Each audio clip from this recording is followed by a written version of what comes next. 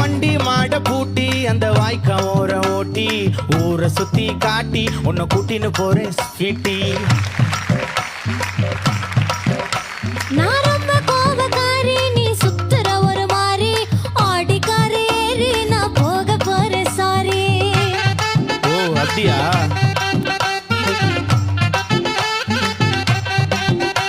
நான் வைக்க மாட்டேன் தாடி, நீ வேணா எனக்கு போடி. இந்த மாமாவை தான் தேடி உன் தங்கச்சி வர ஓடி.